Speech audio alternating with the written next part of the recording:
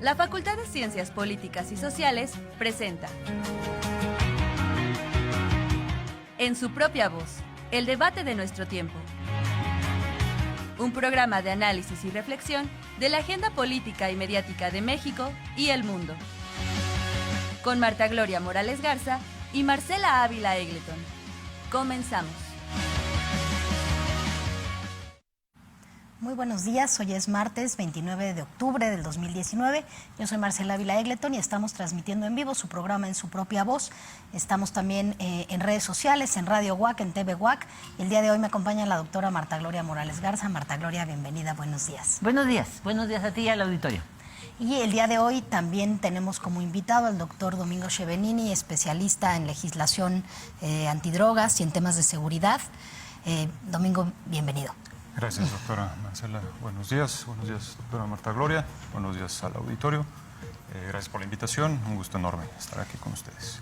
Pues después del revuelo que causó el tema de la aprehensión y después no aprehensión o liberación de Ovidio González, hijo del Chapo González, Guzmán. no. Guzmán, perdón. Me traicionó el subconsciente. Así es. De Ovidio Guzmán, pues bueno, resulta que ha entrado de nuevo todo este debate en torno a la legalización o no de la droga, al tema de la violencia. ¿Cómo se ve desde la perspectiva de una política de narcotráfico o frente al narcotráfico? Bueno, pues ya han pasado varios días de la detención de Ovidio Guzmán. Esto de algún modo nos permite tener un poco más de distancia para analizar los hechos con mayor claridad. Y desde esta perspectiva creo que vale la pena hacer como una recapitulación y una breve secuencia cronológica. Hay varios puntos ahí que creo que se relacionan con este punto que tocas. Tenemos en primer lugar esta orden de extradición del gobierno de Estados Unidos, que me parece que es un punto muy importante dadas las implicaciones que tiene en materia de seguridad. Tenemos después la orden de aprehensión ya emitida aquí en México, después tenemos ya la detención en sí misma, una detención que presenta muchísimas interrogantes. Después ya tenemos la reacción del cártel de Sinaloa, una reacción intimidatoria, violenta, que amenazaba no solo a las Fuerzas Armadas del Estado, sino también a la sociedad civil, a las familias de los militares asentadas en Culiacán. Y después tenemos ya la liberación de Ovidio ante las amenazas, una liberación que fue una decisión colegiada del Gabinete de Seguridad, pero que fue avalada por el presidente Andrés Manuel López Obrador.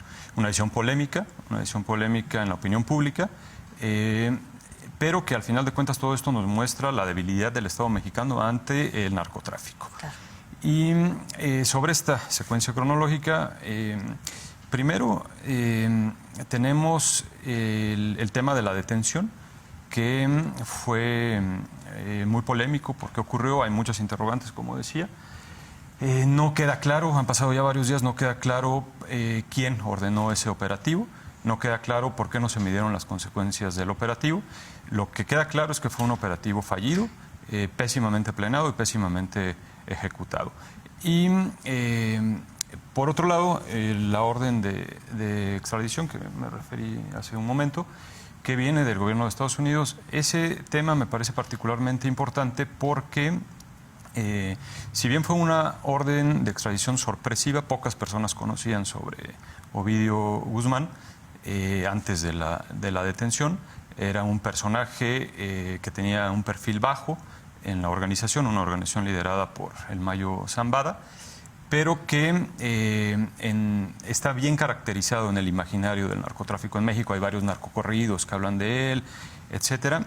Y el hecho de que la orden de extradición venga del gobierno de Estados Unidos se inserta en el contexto de la previa detención, extradición y condena del padre de Ovidio, el Chapo Guzmán, que fue sentenciado en un tribunal de Estados Unidos, en Nueva York, hace unos meses, por delitos contra la salud en su modalidad específica de trasiego internacional de cocaína y metanfetamina, y además por lavado de dinero.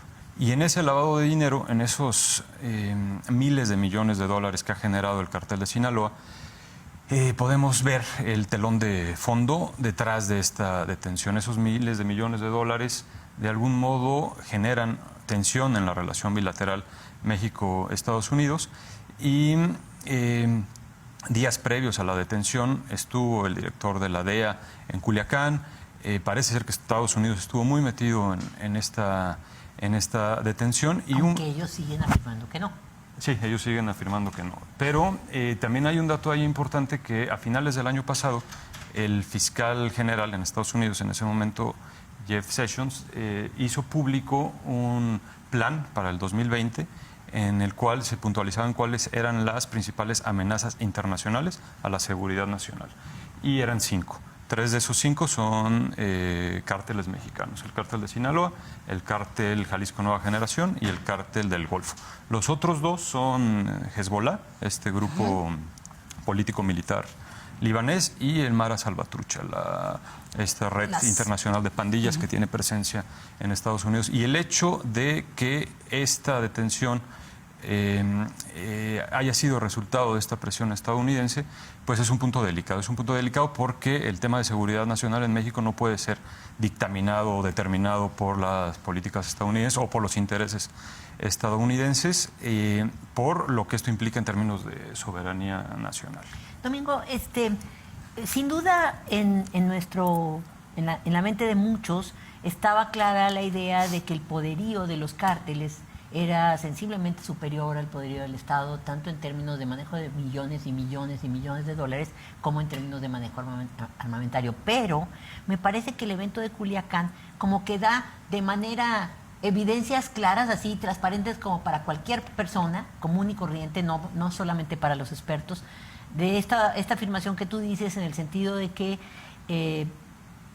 pues hay el poder del narcotráfico rebasa al Estado. El Estado queda, pues, o sea, puede ser una batalla, no necesariamente es la guerra, pero en esa batalla el Estado se vio minimizado, el ejército se vio rebasado claramente, independientemente de que comparto contigo que hubo muchos errores.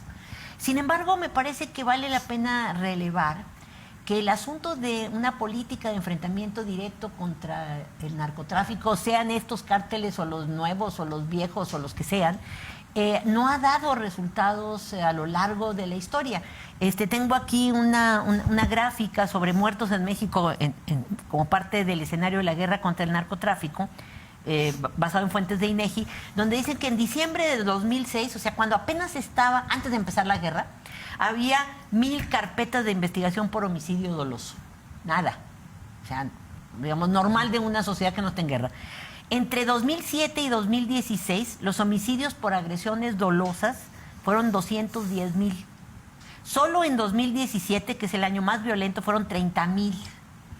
Y de enero a abril al 2018, o sea, de enero a abril de 2018 son 10,000. Es decir, llevamos 250,000 muertos por la famosa guerra que arranca Calderón. Por un lado. Pero por el otro lado, Andrés Manuel dice, no me voy a enfrentar. No quiero retomar este asunto de los abrazos, pero lo que está diciendo es que va a cambiar su política frente al narcotráfico. Sin embargo, este hecho de Culiacán no parece mostrarlo. Y por el otro lado, ¿cuál sería ese cambio? ¿O hacia dónde tendríamos que ir si queremos una política eficiente, ¿no?, en ese sentido? Sí, bueno, sin duda estos números son alarmantes. Es más que claro que se está viviendo un problema grave de violencia y seguridad en el país. La estrategia que parece emprender el gobierno de López Obrador tiene 3 ejes. El primero es el ataque a la corrupción en los distintos niveles de gobierno, que parece ser una buena idea. Vamos a ver cómo se lleva a la práctica. Y que eso, de alguna forma, está atacando también al lavado de dinero del narcotráfico, sí, ¿verdad? Exactamente. Digo, más como para aclarar. Exactamente. Sí, ahí está la unidad de inteligencia financiera, que está haciendo, al parecer, un buen trabajo. Después, en segundo lugar, está la creación de la Guardia Nacional, un tema complicado que ha sido muy criticado. Y en tercer lugar está el uso de recursos públicos para programas sociales destinados a los jóvenes, para que tengan mayores oportunidades de trabajo, de estudio, y así se mantengan alejados del crimen. Esa es, a grandes rasgos, la estrategia del presidente. Son los 3 ejes. Habría un cuarto, que es un poco ambiguo, porque no es del todo oficial, que es la legalización de las drogas. Esto como una estrategia para atacar el que es el principal negocio del crimen organizado en México, que es la venta de drogas. Lo que ocurrió en Culiacán de algún modo nos muestra el poder económico que tiene, claro, en este caso específico, el cártel de Sinaloa. Que se supone que estaba golpeadón. Que se supone que estaba golpeado y que esto nos muestra que no está golpeado, sino claro, que está ahí, ¿no? Está ahí vivo. Hay un mapa, le pido a producción que lo pongan, un mapa de los cárteles en México, que se me hace bien interesante porque el golpeadón tiene todo el país controlado, ¿eh? O sea, están todos los cárteles, pero el azul es el cártel en particular, que tiene prácticamente todo el país, entre trasiego, ya sabes, ¿no? Sí. Y lo que ocurrió en Culiacán, de algún modo, o sea, todas esas personas que salieron a aterrorizar a la población no lo estaban haciendo defendiendo una ideología o defendiendo la soberanía del territorio, lo estaban haciendo defendiendo un negocio. Y les pagaron, ¿no? Están todas estas notas que muestran cómo se reclutó a personas que vivían en las poblaciones aledañas para que fueran, les pagaban 20,000 pesos y les daban un arma para que fueran a disparar. ¿Y qué capacidad de operación para movilizar esa cantidad de gente en ese, ¿no? en un lapso de nada, ¿no? En lo que habló con su abogado, por dijo cierto, que habló con su abogado. Un comentario mínimo que sale en el proceso de esta semana es que no pidieron la orden de aprehensión o de cateo antes porque tenían miedo de que se filtrara. Y la orden nunca llegó. Entonces, lo cual también es muy sospechoso. Muy pero bueno, sospechoso, porque sí llegaron los 750 narcos, pero no llegó la orden, ¿no? Entonces también... Se les traspapeló. Pero, y entonces, en esa lógica, con esa capacidad de operación, con esa defensa del negocio, literalmente, ese es el principal argumento a favor de la legalización, ¿no? Terminar con el negocio y con eso bajas la presión de la violencia. Sí, sería un golpe duro al narcotráfico, el afectar directamente su principal fuente de ingresos, pero por alguna extraña razón esta idea de la legalización de las drogas no es muy bien recibida por la opinión pública, la sociedad en general. Hay muchos actores políticos a los que no les gusta la idea por X o Y razón. Moral, probablemente sean... Bueno, o sea, no estoy de acuerdo, por supuesto, pero es que los argumentos son tan morales. El único argumento que he oído, bastante poco sensato, pero no, mi espacio no me daba para discutir con el senador, fue lo que comentó el senador del PAN, que estuvo el viernes, diciendo que si el alcohol que estaba legalizado todavía se mostraba que había muchísimo alcohol que se vendía de manera clandestina, pues que la legalización, la regularización de las drogas no iba a resolver el problema del mercado negro. No, pero lo cierto es que además cualquiera que quiere acceder a cualquier tipo de droga lo puede hacer sin demasiada... cero dificultad, diría yo. Nomás necesitas tener dinero. Sí. Y en este sentido llama la atención también la postura de Andrés Manuel López Obrador, quien ha declarado en múltiples ocasiones que ya terminó la guerra contra el narco, que ya no va a haber una guerra frontal contra los cárteles, sino que iba a haber un cambio de estrategia. Con estos tres ejes que mencionamos.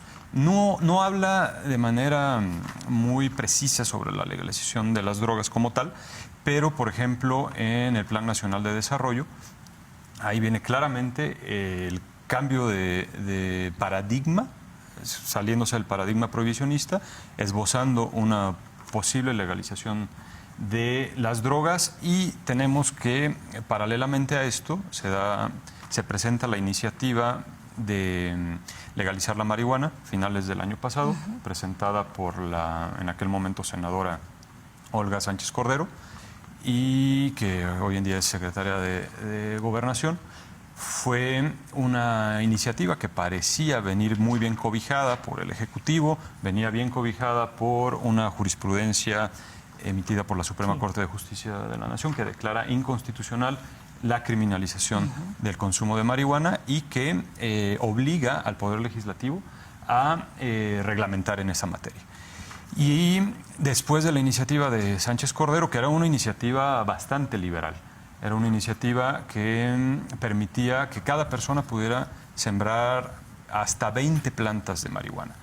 En California, por ejemplo, se permiten 8, ¿no? Que permitía también que se consumiera marihuana, que se fumara en cualquier lugar público donde no estuviera expresamente prohibido el fumar tabaco.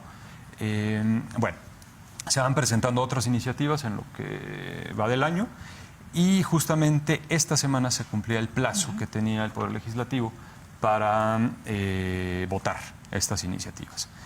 Y el miércoles pasado salió ya el dictamen, lo que vendría siendo la ley que se va a votar. Y se suponía que iba a votar esta semana, ayer, hoy, mañana, jueves o viernes. Hay muchos rumores sobre lo que está pasando, parece ser que no se va a votar. Ayer salió justamente Ricardo Monreal, el líder de Morena en el Senado, afirmando que ve muy poco probable que se vaya a votar. Y que hay muchas presiones de las tabacaleras, pero no aclara qué, o yo no escuché qué. Justamente no habla de las tabacaleras como tal, lo que dice textualmente es que le sorprendió el poder de cabildeo que logró congelar esta iniciativa. Y ese poder de cabildeo no explica qué es, pero podemos suponer todo esto, ¿no? Tabacaleras, intereses, otros intereses económicos, pues gobierno de Estados Unidos. El principal afectado pues, es el narcotráfico, finalmente. Sí, sí, exactamente. Y la capacidad de operación en los canales institucionales y en los no institucionales lo conocemos bien, ¿no? Sí. Es interesante porque me parece que frente a una postura como muy clara, aunque con muchas dudas al interior de Morena, o sea, Morena no es ningún partido en este país ha sido monolítico, pero Morena más que ninguno, creo yo. O menos que ninguno. O menos que ninguno, tienes razón. A pesar de eso, pareciera que está más o menos cobijada la propuesta, se frena probablemente por, yo qué sé, tabacaleros, pero más bien creo que tiene razón Marcela, por los intereses del narcotráfico metidos a políticos que están representados en la Cámara. Sin embargo, la gente común, la clase media común, bastante desinformada, a veces no leen suficiente, creo yo, no creo que estén infiltrados por el narcotráfico y tampoco quieren. ¿Cuáles serían, en tu opinión, que eres experto, etcétera, las ventajas de regular, legalizar, o cuál sería la palabra más adecuada, la marihuana o cualquier otra droga en el escenario actual, en esta lucha contra el narcotráfico, en este asunto donde está legalizado a nivel internacional buena parte, es decir, Estados Unidos y Canadá, que son lo que nos queda más cerca? ¿Cuáles serían las ventajas, según tú? Bueno, de entrada, pues es un golpe directo al narcotráfico. No es su principal fuente de ingresos la marihuana. Eso creo que es un punto que vale la pena y cada dejar vez en menos claro. a partir de que se permite en diferentes estados de la Estados Unión Americana. Sí, Claro. sí, ya no se está exportando o es mínima la exportación que hay. Entonces, básicamente, el consumo es interno, el mercado es interno. El negocio del narcotráfico, el gran negocio es el trasiego de cocaína, de opio para la producción de heroína y metanfetamina. Que ese sería otro tema, ¿no? ¿Qué hacer para regular eso? En el caso de la marihuana, que es lo que ya está sobre la mesa, que en cualquier momento se vota, si no es esta semana, se votaría en lo que queda del año, porque tiene una obligación el Poder Legislativo de hacerlo. De hecho, justamente ahorita estaba leyendo en la mañana que hay molestia, en específico de Olga Sánchez Cordero, porque se mandó a la congeladora y van a mandar un comunicado a la Suprema Corte de Justicia pidiendo un plazo para que no se les acuse de desacato. Pero, ¿y si ya no es el negocio y eso no da tanto dinero, por qué la bloquean?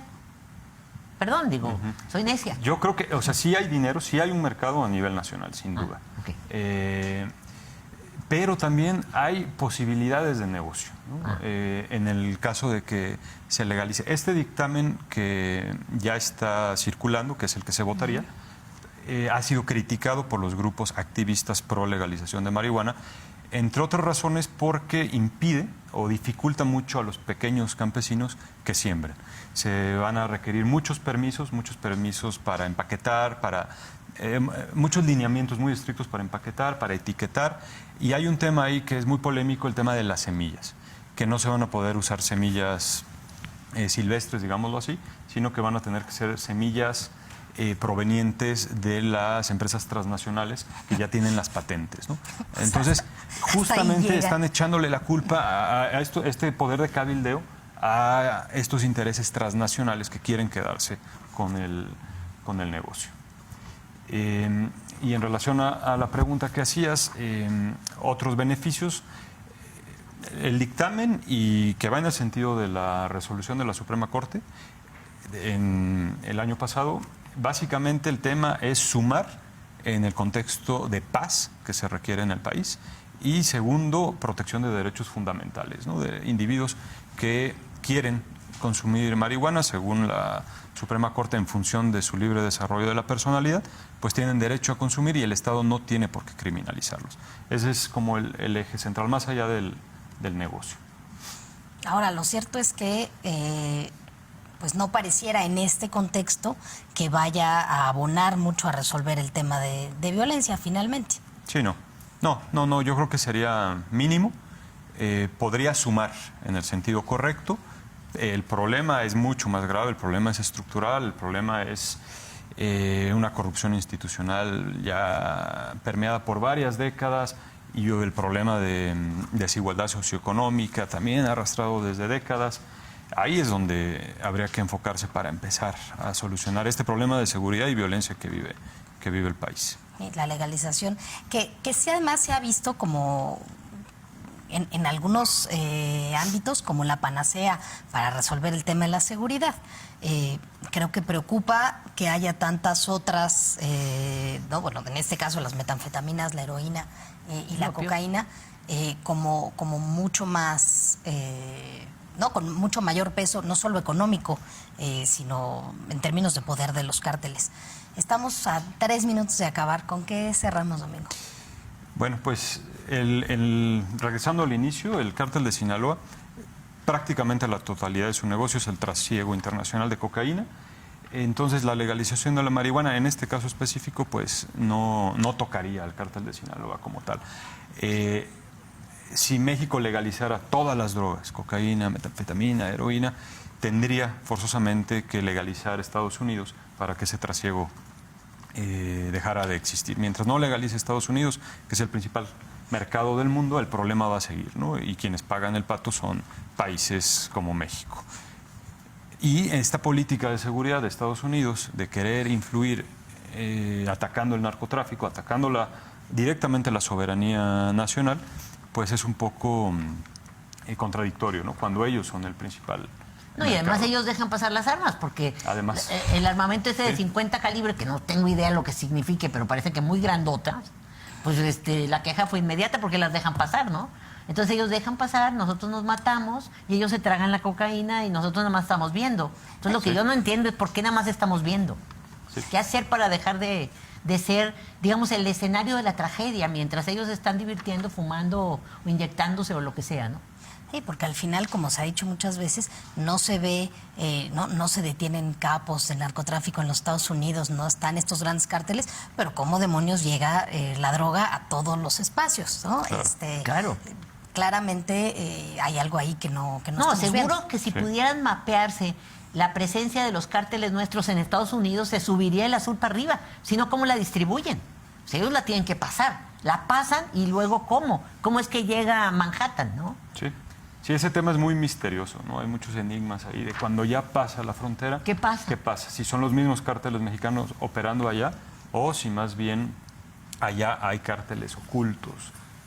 Claro, que mueven. Que mueven pues, las cosas. Queda mucho por hablar todavía, pero ya se nos acabó el tiempo, Domingo. Muchas gracias, Marta Gloria. Muchas gracias al doctora. equipo de producción, gracias al auditorio y que tengan muy buen día. Buenos días.